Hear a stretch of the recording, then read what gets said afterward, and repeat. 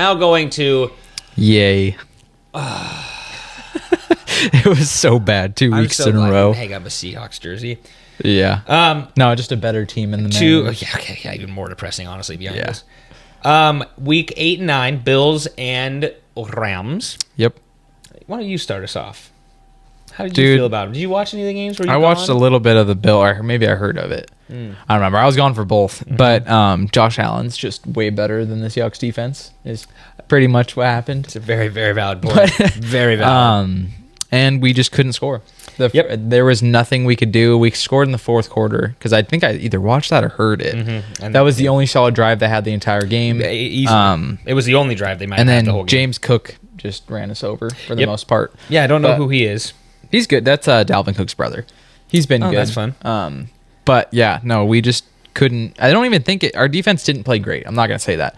But our offense was literally just non-existent. It was the Bills' defense was so we couldn't do anything.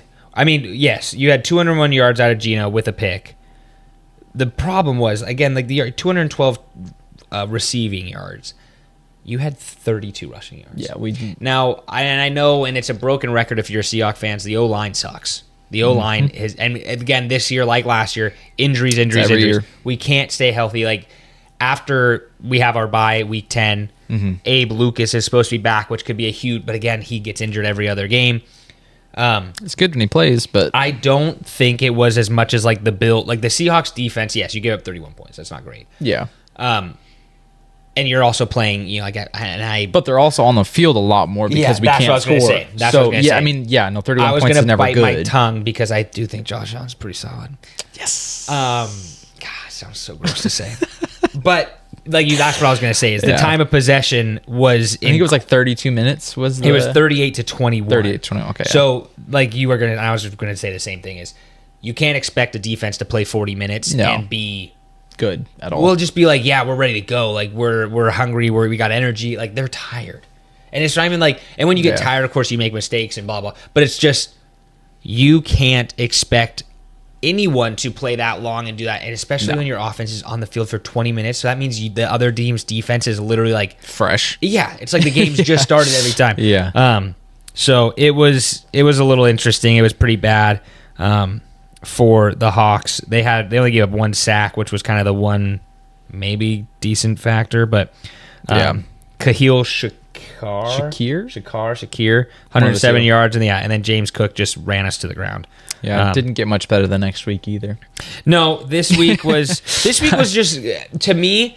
So we just played down to the Rams, honestly. What was it? I don't even know if it was that. It was Geno had 3 interceptions. Yeah, Geno had 2 of them in the red zone. Yeah, which is terrible.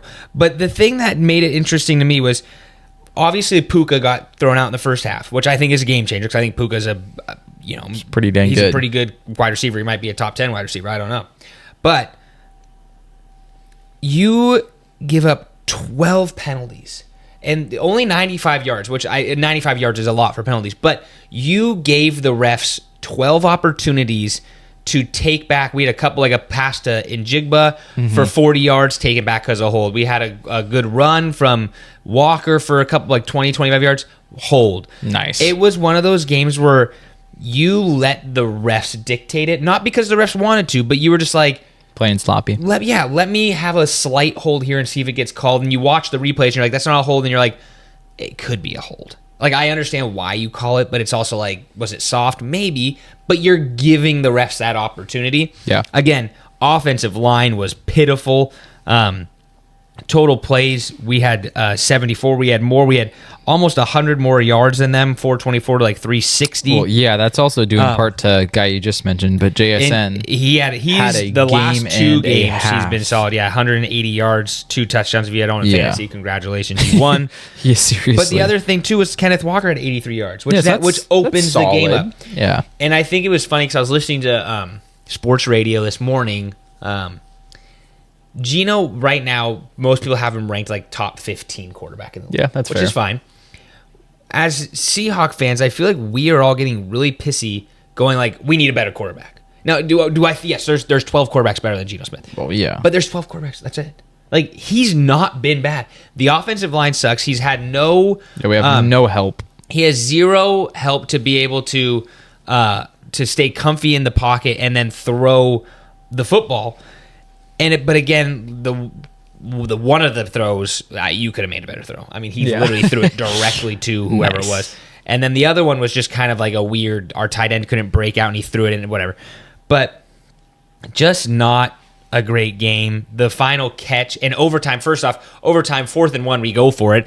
Kick the field goal, it's overtime. Just take the points. Like, to me, it was like almost like you conceded right there because you didn't get it. Yes, if you got it, shoulda, coulda, woulda. Didn't get it. You don't think the Rams are going to go down the field and score? Matt Stafford? Have you heard of him? He's a pretty good quarterback.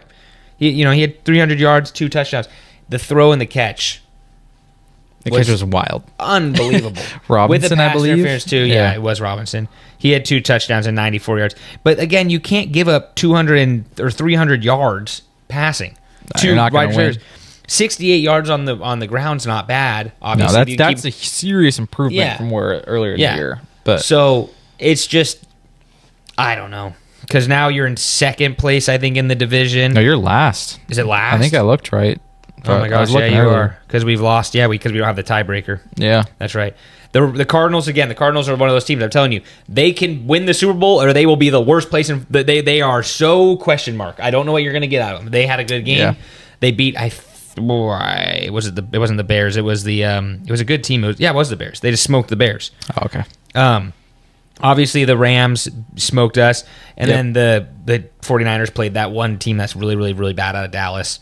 They can't play football. We're not going to talk about them, but they are terrible. So now your problem is if this division is now tight, which it looks like it's going to be. It will be. You're already down 2 games to your divisions. It's not a good look. I think, at all. And it's hard because I look at it too and go, there's not a better quarterback to draft this offseason. Like the quarterback, I mean, there is, but it's like we're not going to have that good of a pick, I don't think. The team is talented enough. Obviously, you have the trade deadline looming, I think, this weekend or this week. It's coming up because I know there's obviously been a couple big trades recently. Yeah. I know like they were talking about DK being traded. I don't think DK's traded. Obviously, DK's been out for the past couple of days, which doesn't help either. No, it does not. Like, you're not going to the team's good enough. They literally, if you can get an offensive line, we would be pretty good. Yeah, of course. And it literally, if you can get an offensive line, like 2 or 3 offensive linemen that are consistent, that are going to be there every game and solid actually playing, we will be fine. Yeah. Geno is good enough to do that. Now, again, is Geno going to win you the Super Bowl? I don't know. No. Patrick Mahomes is going to win you the Super Bowl, and you know that. Could Geno? Sure, why not? I don't know. But I think, obviously, like, the Seahawks are not going to trade a Jigba or a DK. No, I heard Lockett was a big target for the Steelers because of Russell Wilson. Yeah. But I think they just picked up someone from the Deontay Jets. Johnson? Yeah, from the Jets, I think is who it was. No, they traded him earlier. Who did they trade for? I thought it was. I can try to find it. Pass rusher. Oh, Mike Evans. Oh, yep. No, Mike Williams. Excuse me. Yes. Okay, I was going to say it was the Jets. Used to be on the Chargers. Yeah, that's correct. So I don't see the Seahawks making a lot of moves, if any, honestly, unless it's to get an offensive lineman. I just don't. Yeah. They're not a big trade-happy team. They never really have been. Well, they shored up the defensive line, I feel like, with the trades they have made recently. And then they got that Robinson. I can never remember his name. The defensive tackle. He's been pretty decent. Mm-hmm. So, I mean, I don't think there's a lot of holes. They just need to be healthy. Yeah, the defense, honestly, the one thing I think the defense is missing, which is very interesting because you can get it at linebacker, which is kind of the main place to get it. You can get it at corner. Oh, we did trade for that other Ernest Jones. Jones. Forgot about that. We need a leader. And it's really crazy to think that last year I feel like the Seahawks had a really, really good middle linebacker who's probably going to be a Hall of Famer, who's now on a team that's going 7-2. And he might not be the best middle linebacker in the league anymore. He's probably a top 10, I would say. Probably top 15 at the minimum, to be a little disrespectful. Is he a top 5? Is he the best? Probably not. I'm probably missing some names.